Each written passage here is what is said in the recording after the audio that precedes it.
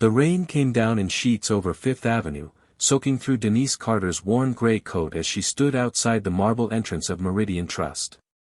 Her shoes, the same ones she'd had for 3 years, were dark with water. Inside, behind glass doors thick enough to stop a bullet, polished floors gleamed under chandeliers that cost more than most people's homes. The doorman looked at her once. Then again. Then he shook his head. "Ma'am, this entrance is for clients with scheduled appointments." "I have an appointment," Denise said quietly. "At 9 o'clock. With the board." The doorman almost laughed. "Almost. The board doesn't meet with," he paused, choosing his words the way men like him always did, "people who look like you typically don't have business here. I'll need you to step aside." Up on the 14th floor, behind a wall of one-way glass, CEO Richard Holden watched the scene unfold with his coffee in hand and the faintest smirk tugging at his mouth. "Some people," he murmured to his assistant, "just don't understand where they belong." He had no idea that the woman shivering in the rain below him held a single folder in her bag. A folder that, in less than 3 hours, would end his career, expose a fraud he thought was buried forever, and hand her the keys to the very building he was standing in. Denise Carter wasn't there for a loan. She was there to sign the final paper that would make her the new majority owner of Meridian Trust. And Richard Holden had just made the worst mistake of his life. Without even knowing her name. 3 years earlier, nobody at Meridian Trust would have recognized the name Denise Carter. She wasn't a socialite. She wasn't featured in business magazines. She worked 60-hour weeks managing a small but fiercely loyal investment fund out of a converted brownstone in Queens, the kind of office where the radiator clanked all winter and the coffee machine was older than some of her interns. Denise had grown up the daughter of a postal worker and a school cafeteria cook in Baltimore. Her mother used to tell her, "Baby, the world will look right past you. Make sure you're worth looking at twice." Denise had taken that to heart in everything she did, through community college at night while working days, through her first analyst job where she was the only black woman on a floor of 40, through the years of being underestimated, overlooked, and occasionally outright insulted by men who assumed her quiet manner meant she had nothing to say. She'd built her fund from almost nothing. Slow, deliberate, careful investments. No flash. No headlines. Just results, quarter after quarter, year after year, until the kind of people who actually understood money started paying attention. One of those people was an elderly investor named Walter Ellison, a retired hedge fund manager who'd watched Meridian Trust, once a respected, family-founded institution, slowly rot from the inside under Richard Holden's leadership. Walter had old money and an old grudge. He'd seen the bank his father helped build get hollowed out by a man more interested in his own bonuses than the institution's integrity. "I want to take it back," Walter told Denise over coffee 18 months ago. "Not for revenge. For what it used to be. And I think you're the only person sharp enough, and patient enough, to do it quietly." Denise hadn't said yes right away. She'd spent weeks studying Meridian's filings, its loan portfolios, its strange pattern of write-offs that never quite made sense. The more she looked, the more something felt wrong. Numbers that should have matched, didn't. Losses that should have triggered alarms, were quietly absorbed instead. But what she found was only the beginning. For the next 2 years, Denise worked in near total silence. She partnered with Walter to slowly acquire shares through a chain of holding companies, careful never to trigger the disclosure thresholds that would alert Holden or the board too early. She brought in a forensic accountant, an old friend named Priya Nasser, to dig through years of Meridian's loan files. What Priya found chilled them both. There was a pattern, subtle, but unmistakable once you saw it, of loans approved for shell companies that traced back, through 3 or 4 layers of paperwork, to entities connected to Richard Holden himself. Inflated property valuations. Loans that should never have been approved, sailing through committee after committee. And every single one of them had Holden's signature buried somewhere in the chain. "This isn't just bad management," Priya told Denise one night, spreading printouts across Denise's kitchen table. This is theft. He's been bleeding this bank for years and hiding it behind quarterly, restructuring losses. Denise sat back in her chair, the weight of it settling on her chest. How much? Conservatively. 40 million. Maybe more once we get into the older files. Nobody at Meridian knew the truth yet.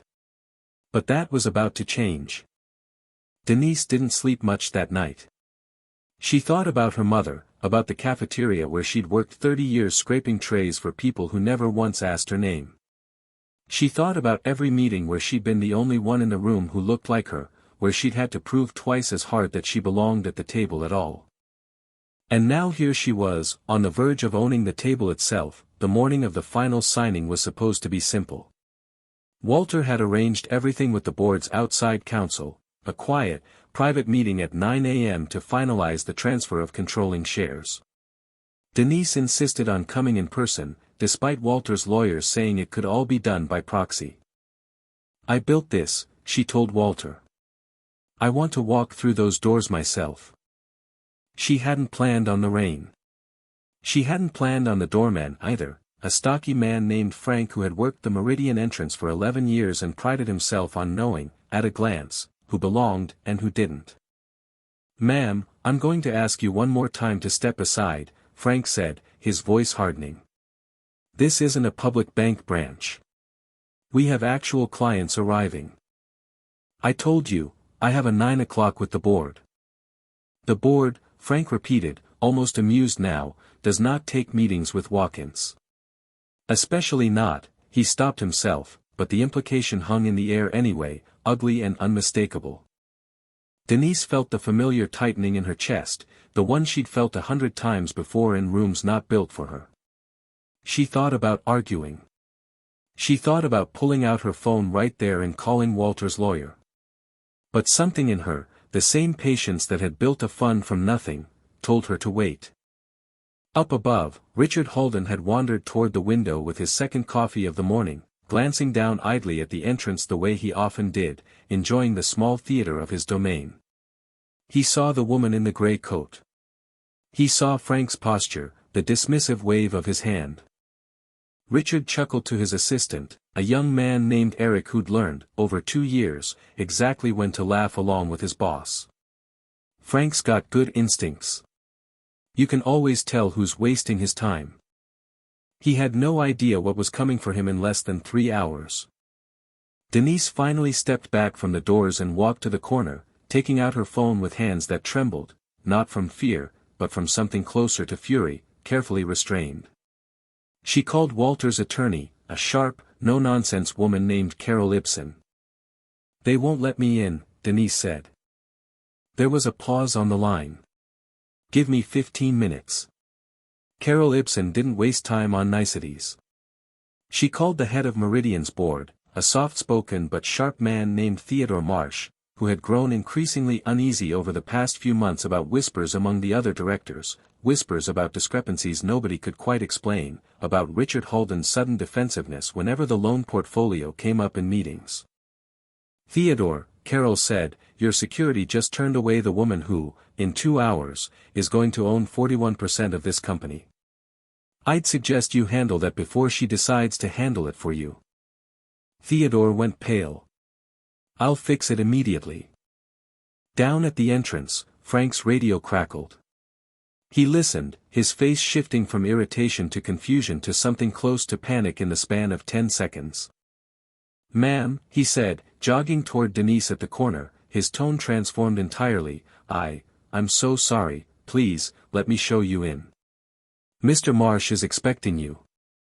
Denise looked at him for a long moment. Rain still dripping from her coat. It's a little late for sorry, Frank. But I'll go in anyway. I didn't come here to make a scene in the lobby. But the real scene was still waiting for her. 14 floors up, the boardroom at Meridian Trust occupied the entire northeast corner of the 14th floor, with floor-to-ceiling windows overlooking the city. 7 directors sat around the long mahogany table when Denise walked in, water still darkening the hem of her coat, her chin level, her eyes steady. Richard Holden was already seated at the head of the table. When the door opened and he saw her, the same woman from the street, his expression flickered, just for a second, with confusion before settling into practiced charm. "I'm sorry," he said smoothly, half rising. "I think there's been some mistake. This is a private board meeting." "There's no mistake," Theodore Marsh said quickly, standing instead. "Richard, this is Denise Carter." "Ms. Carter, please, sit." Richard's smile didn't move, but something behind his eyes did. "Carter," he repeated slowly. "I don't believe we've met." "No," Denise said, taking the seat Carol Ibsen had reserved for her. "We haven't. Though apparently your doorman and I got fairly well acquainted this morning." A few of the directors exchanged glances.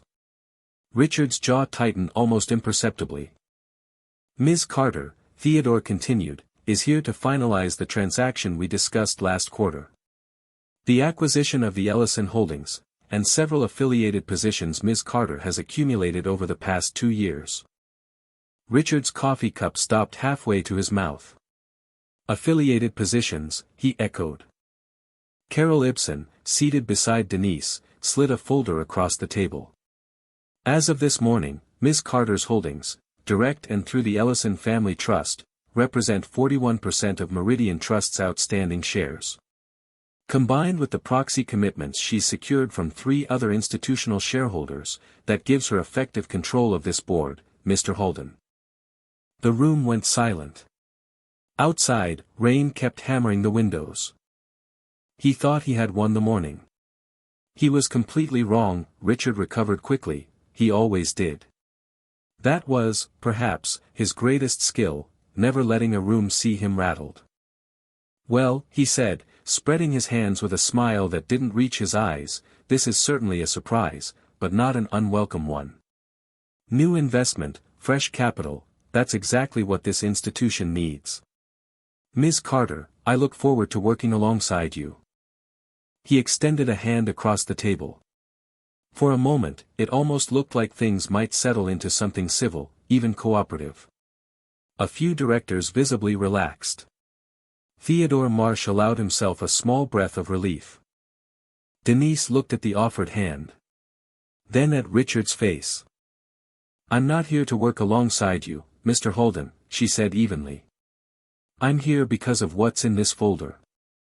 She placed her own folder, the one she'd carried through the rain, past the doorman, past every assumption made about her in the last hour, on the table and opened it.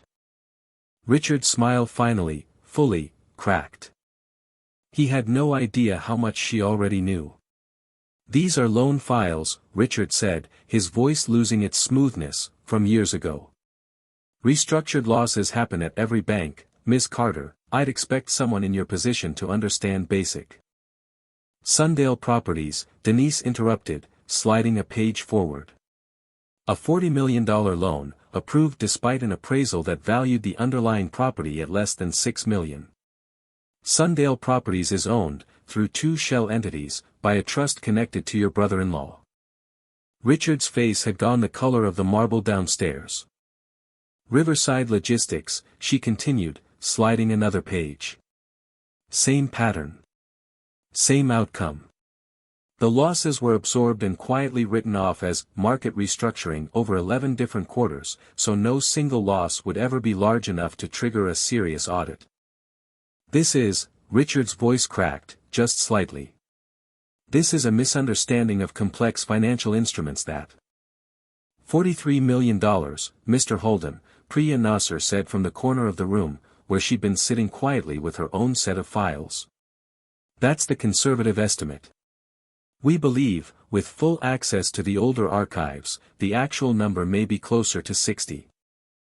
The boardroom had gone utterly still.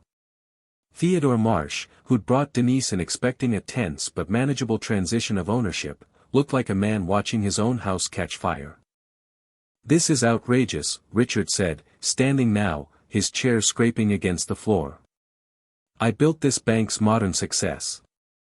I have been the steady hand here for 11 years, and I will not sit in my own boardroom and be accused by," he stopped himself, but everyone in the room heard the words he swallowed.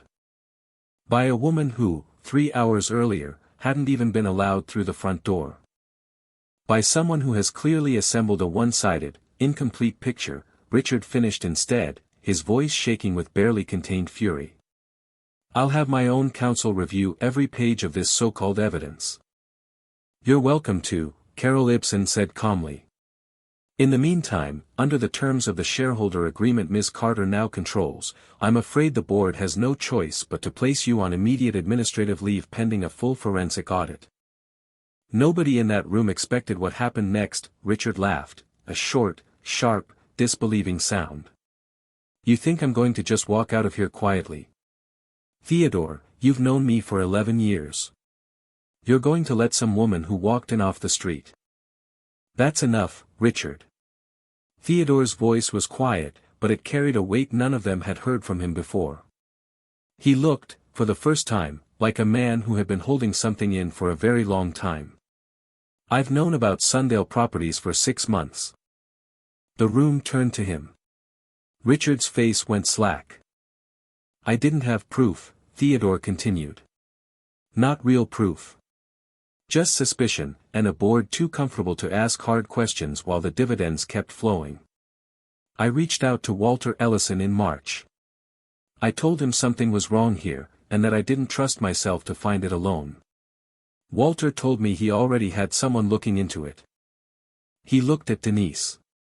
I didn't know that someone would walk through our front doors in the rain and get turned away by our own security. For that, Ms. Carter, on behalf of this institution, I am deeply, deeply sorry. Denise held his gaze for a long moment. Apology accepted, Mr. Marsh. But I didn't come here for an apology. I came here to finish what your bank's founders would have wanted, an institution that actually deserves the trust in its name. But Richard Holden wasn't finished yet. Part 9, The Final Showdown. Richard's hands were shaking now, though whether from rage or fear, it was hard to tell. You have no idea what you're walking into, he said, his voice low.